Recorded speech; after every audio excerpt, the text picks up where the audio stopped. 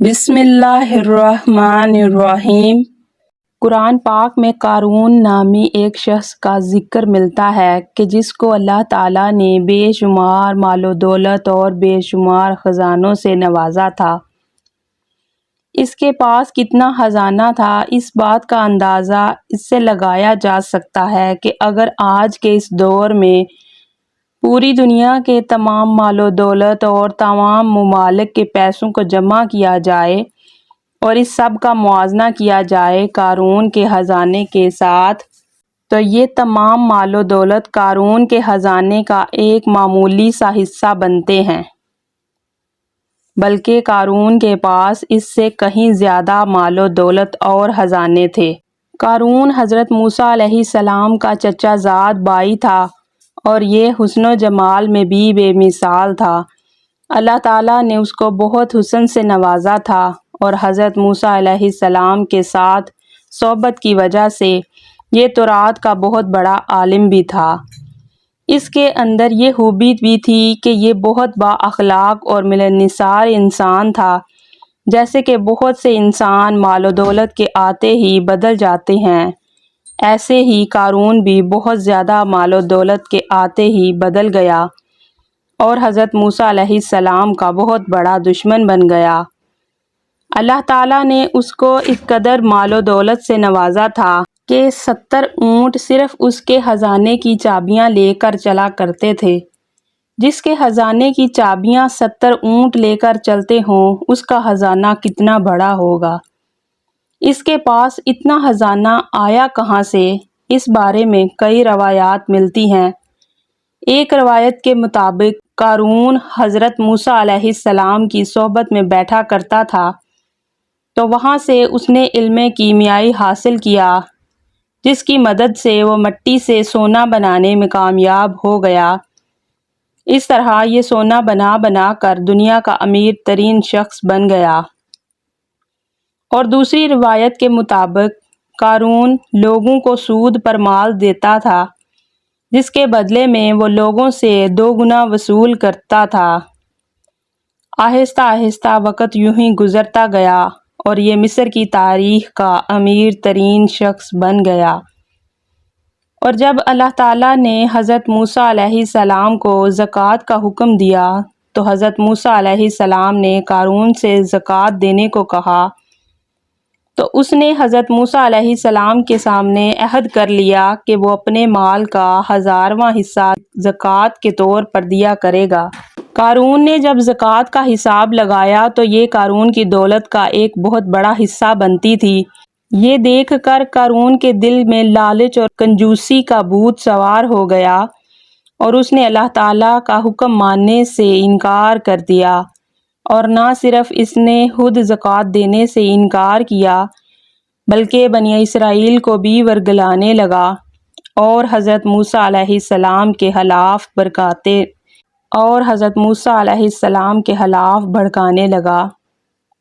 اور لوگوں کو یہ کہنے لگا کہ موسیٰ علیہ السلام زکوٰۃ کے نام پر تم لوگوں کے مال پر قبضہ کرنا چاہتے ہیں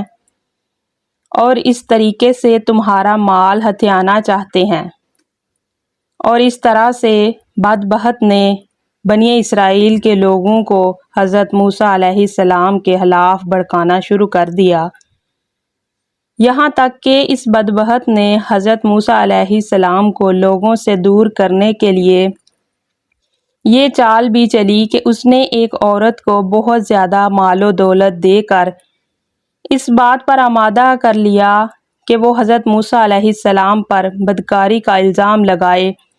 تاکہ لوگ معاذ اللہ حضرت موسیٰ علیہ السلام سے دور ہو جائیں اور ان سے نفرت کرنے لگیں۔ ایک دن ایسا ہوا کہ حضرت موسیٰ علیہ السلام ایک مقام پر کھڑے ہو کر خطاب فرما رہے تھے کہ اسی دوران قارون نے حضرت موسیٰ علیہ السلام کو ٹوکا اور حضرت موسیٰ علیہ السلام سے کہنے لگا کہ آپ نے فلاں عورت سے بدکاری کی ہے۔ یہ بات سن کر حضرت موسیٰ علیہ السلام کہنے لگے کہ اس عورت کو میرے سامنے لاؤ۔ چنانچہ اس عورت کو حضرت موسیٰ علیہ السلام کے سامنے پیش کیا گیا تو حضرت موسیٰ علیہ السلام اس عورت سے کہنے لگے، کہ اے عورت، تجھے اس پاک ذات کی قسم کہ جس نے بنی اسرائیل کو فرعون سے نجات دلائی اور سمندر میں سے بنی اسرائیل کے لیے 2 راستے نکالے اور بنی اسرائیل والوں کو فرعون کے ظلم سے نجات دلائی،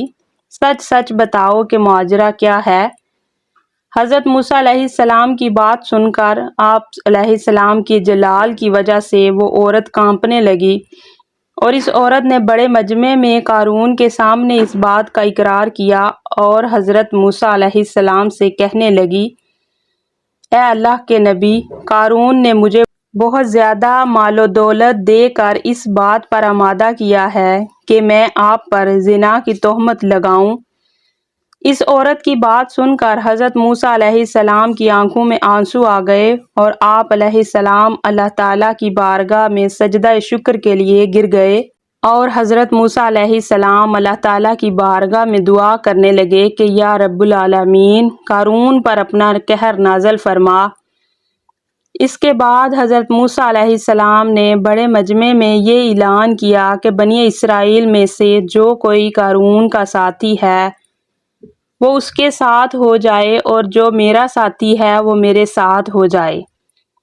چنانچہ اس وقت 2 افراد کے علاوہ تمام لوگ حضرت موسیٰ علیہ السلام کے ساتھ ہو گئے، صرف 2 لوگ قارون کے ساتھ کھڑے رہے۔ اس کے بعد حضرت موسیٰ علیہ السلام نے زمین کو حکم دیا کہ اے زمین، تو اس بدبخت کو پکڑ لے، اور اللہ تعالیٰ کے حکم سے قارون کو گھٹنوں تک زمین کے اندر دنسا دیا۔ جب زمین کو دوبارہ یہی حکم دیا تو اس وقت قارون کمر تک زمین کے اندر دنس گیا۔ پھر یہ دیکھ کر قارون حضرت موسیٰ علیہ السلام کے سامنے رونے لگا اور حضرت موسیٰ علیہ السلام کو اپنی رشتہ داری کے واسطے دینے لگا۔ حضرت موسیٰ علیہ السلام نے قارون کی طرف کوئی توجہ نہ دی، یہاں تک کہ اللہ تعالیٰ نے قارون کو مکمل طور پر زمین کے اندر دنسا دیا۔ اس وقت وہ 2 آدمی جو قارون کے ساتھ کھڑے تھے لوگوں کو کہنے لگے کہ حضرت موسیٰ علیہ السلام نے قارون کو زمین کے اندر اس لیے دنسایا ہے تاکہ وہ قارون کے خزانے پر قبضہ کر سکیں۔ چنانچہ ان کی بات سن کر حضرت موسیٰ علیہ السلام نے اللہ تعالیٰ کی بارگاہ میں پھر یہ دعا کی اور اللہ تعالیٰ سے کہنے لگے، اے رب العالمین، قارون کا مکان اور اس کے تمام خزانے بھی زمین کے اندر دنسا دیے جائیں۔ تو قارون کے مکان سمیت تمام خزانے زمین کے اندر دنسا دیے گئے۔ اس طرح قارون کا تکبر اور مال و دولت سب زمین کے اندر دنسا دیا گیا۔ اور پھر اس بات کی طرف اشارہ کرتے ہوئے اللہ تعالیٰ قرآن میں ارشاد فرماتا ہے، جو لوگ بخل کرتے ہیں اس چیز میں جو انہیں اللہ تعالیٰ نے اپنے فضل سے دی، ہرگز وہ اسے اپنے لیے اچھا نہ سمجھیں بلکہ وہ ان کے لیے برا ہے۔ ان قریب وہ جس میں بخل کیا کرتے تھے وہ قیامت کے دن ان کے گلے کا توق ہوگا، اور اللہ ہی زمین و آسمان کے خزانوں کا وارث ہے، اور اللہ تعالیٰ ہر بات سے خبردار ہے۔